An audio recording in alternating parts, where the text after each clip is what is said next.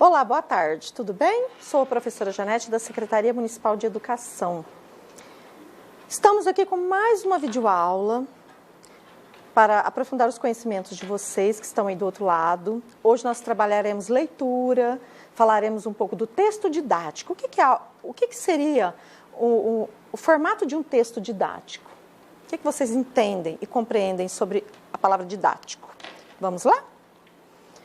Toda leitura é um diálogo em que o leitor faz perguntas ao texto. As respostas elaboradas pelo mesmo leitor constituem a interpretação do texto. O leitor ativo e eficiente é aquele que problematiza a leitura. Nós temos uma tira. Olha só, a gente estuda e aprende a dar respostas. Quando vamos aprender a fazer as perguntas? Ok, nós temos essa tirinha aqui.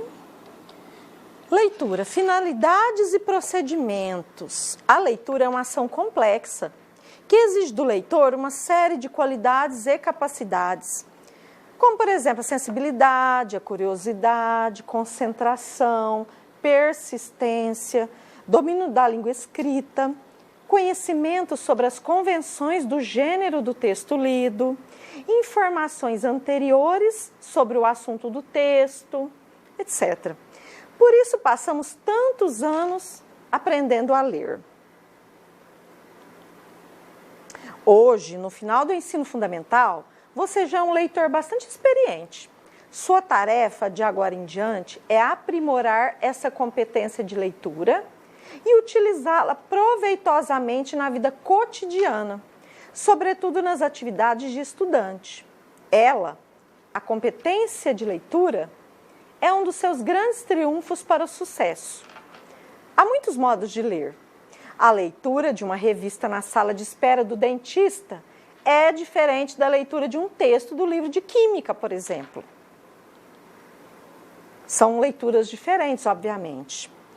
Os procedimentos e as estratégias do leitor mudam de acordo com o gênero e de acordo com a complexidade do texto, conforme os objetivos, as finalidades e as condições de cada leitura. A finalidade, ou seja, o objetivo, é o principal fator determinante do modo de ler. Ler para quê? Para que nós lemos? Qual a finalidade? Para se distrair? Para desvendar uma trama de mistério? Para obter informações gerais sobre um assunto? Para buscar uma informação específica? Para conhecer o funcionamento de um aparelho recém-adquirido? No caso, o manual de instruções. Para aprofundar os conhecimentos sobre um tema? Os textos didáticos são escritos para que os estudantes aprendam os conteúdos das diversas matérias. Essa finalidade é o que define as principais características do texto. Então, nós temos nesse tipo de texto, a clareza, tipo de linguagem, um rigor expositivo, uma estrutura que contém o título, subtítulos, uma paragrafação, destaques, textos auxiliares, boxes, infográficos. Temos a extensão, que é o tamanho do texto, e, enfim, vários outros itens referentes a um texto didático. Mas ela define também os procedimentos que tornam a leitura eficiente. Alguns procedimentos para a leitura eficiente. Alguns procedimentos para a leitura eficiente de um texto didático são, então, para que nós leitores tenhamos sucesso nesse tipo de leitura, nós precisamos de uma leitura contínua para a apreensão geral do assunto, absorvermos o assunto na íntegra. Fazermos uma releitura exploratória, analítica, minuciosa, com sublinhas, ou seja, você vai anotando, vai grifando. Anotações nas margens ou no caderno. Quando estudamos, por exemplo, pegamos um livro didático para estudar e fazemos essas marcações para não nos perdermos. Elaboração de esquemas, um resumo de itens em itens, mapas conceituais, tabelas, de resumos cursivos, a partir de anotações e sublinhas que nós podemos fazer. Consultas a outras fontes. Releitura contínua para nova apreensão geral do conjunto. Então, não basta uma leitura, nós temos que voltar a ela para termos um apanhado geral, para ver se nós não esquecemos alguma coisa. E quando nós voltamos nessa leitura, nós fazemos novamente a leitura desse tipo de texto, nós vamos com outro olhar, nós vamos com foco diferente do primeiro momento da leitura, ok? Leitura. Vamos fazer a primeira leitura com atenção e sem interrupções. O importante agora é a apreensão geral do assunto. Efeito estufa. Nós vamos falar um pouquinho desse efeito estufa. A Terra recebe constantemente energia do Sol, sobretudo sob a forma de luz e de outras radiações não visíveis. Parte dessa energia é absorvida pela superfície terrestre, enquanto outra parte é refletida pela própria superfície, na forma de calor, radiações infravermelhas não visíveis. Uma certa quantidade dessas radiações, por sua vez, é absorvida pela atmosfera e a parte restante é emitida de volta para o espaço. Essa distribuição da energia solar é natural e permite que a superfície da Terra apresente temperatura média de 15 graus Celsius. Qualquer alteração na quantidade de energia envolvida nesse processo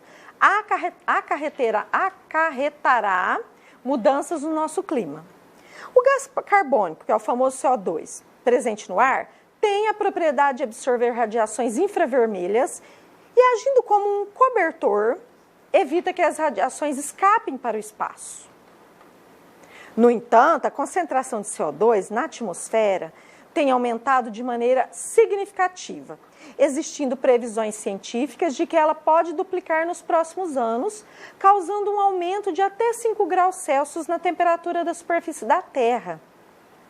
Esse aumento afetaria o clima do mundo, pois poderia provocar o derretimento do gelo, das calotas polares e elevar o nível dos oceanos de 5 a 6 metros, o que resultaria em inundações em várias regiões costeiras.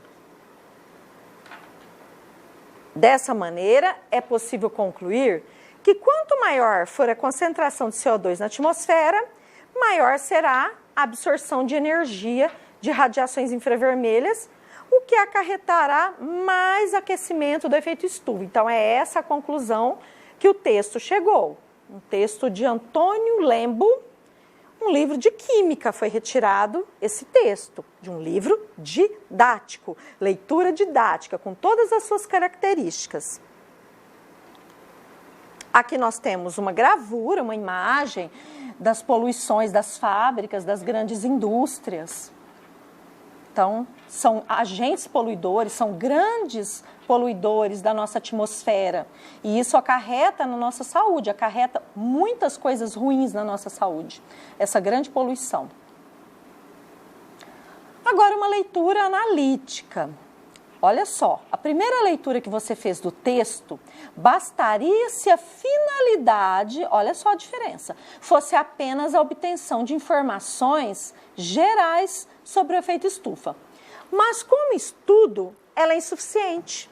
Apenas como estudo, ela é insuficiente. A aprendizagem de um conteúdo exige uma leitura analítica, com muita análise, e metódica, com muitos métodos, com muita disciplina. Um dos métodos mais eficazes de leitura de estudo consiste em sublinhar as palavras-chave do texto e, posteriormente, organizá-las em um esquema ou desenvolver um pequeno resumo com base nelas. Então, é aquelas sublinhas que nós devemos fazer em toda leitura, em especial numa leitura didática, quando nós estamos estudando. Aquelas palavras que nós desconhecemos, aquelas palavras que nós podemos pensar que elas são as palavras-chave do texto, que nos vai dar uma compreensão maior do todo, dentro de uma estrutura de leitura, ok? Roteiro para a segunda leitura. Releia o texto em partes. Isso aqui será uma atividade que vocês farão. Para esta atividade, já o dividimos em 2 segmentos. Durante a leitura, sublinhe as palavras e expressões que considerar centrais em cada parágrafo. São aquelas palavras que, se você retirar do texto, por que nós falamos que consideramos essas palavras centrais? Porque se nós a retirarmos, o texto ficará sem sentido. Então, nós vamos tirar palavras muito importantes. Então, essas que vocês acham que é muito importante, vocês vão sublinhar. A escolha dessas palavras pode variar de leitor para leitor. Claro, vai depender do conhecimento prévio de cada aluno. O que é esse conhecimento prévio? Aquilo que o aluno traz da sua vivência, da sua bagagem de vida. O que não significa que todas sejam igualmente adequadas. Em seguida, leia apenas as palavras e expressões sublinhadas e observe se, com base nelas, é possível reconstituir mentalmente as ideias principais do trecho. Por fim, organize um esquema ou escreva um pequeno resumo utilizando as palavras sublinhadas. Para esta atividade, já construímos um diagrama que você deverá completar após a leitura de cada segmento do texto, ok? Realize as atividades das páginas 37 e 38. Você trilhará um roteiro de leitura metódica. Então, é aquele roteiro de leitura com muita disciplina, com muita atenção, voltando a ela, ok? Então, vocês vão fazer essas atividades no caderno de enviar para o professor tutor, tirar as dúvidas com o professor de vocês, assistir essa videoaula quantas vezes necessário for, ok? E dar continuidade nos estudos, prosseguir com firmeza, com foco, com fé nos estudos de vocês, ok? Bom, vocês viram que eu estou com uma camiseta rosa? Famoso Outubro Rosa. Outubro Rosa, seu amor tem nome e cor. Então, eu quero conversar com vocês um pouquinho sobre Outubro Rosa. Vocês que moram aqui em Barretos, vocês sabem que nós temos aqui o Hospital do Amor, que recebe pacientes de todo o país. Acredito que até venha um ou outro do exterior, por conta da tecnologia avançada. Esse mês, ele é conhecido como a prevenção do câncer de mama. Então, ele é um mês voltado mais para as mulheres. O que eu gostaria de conversar com vocês? Vocês, alunos que estão em casa, têm um convívio com mulheres em volta de vocês. Então, as mães, as avós, as tias, as irmãs. Então, é muito importante que essas mulheres, elas tenham a consciência de se prevenirem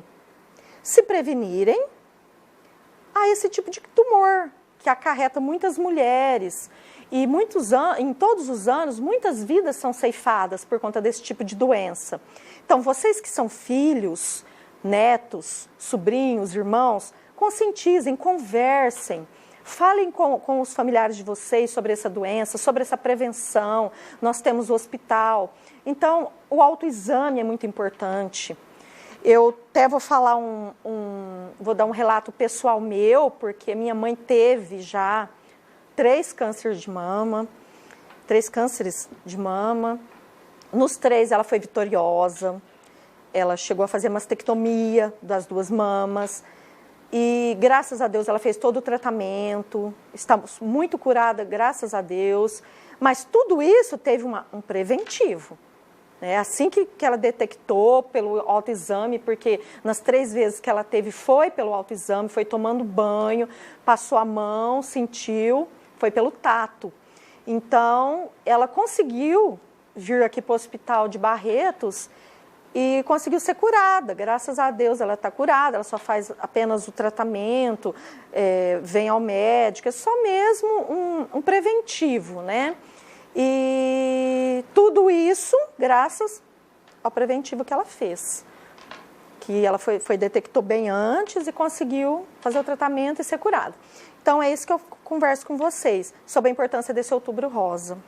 Que vocês levem isso às mulheres da vida de vocês, para que elas também se previnam, elas também façam as mamografias, as ultrassonografias mamárias, vão ao ginecologista e falem com seus médicos e não se deixem, não digo nem se deixem, mas que elas não se intimidem quanto a isso.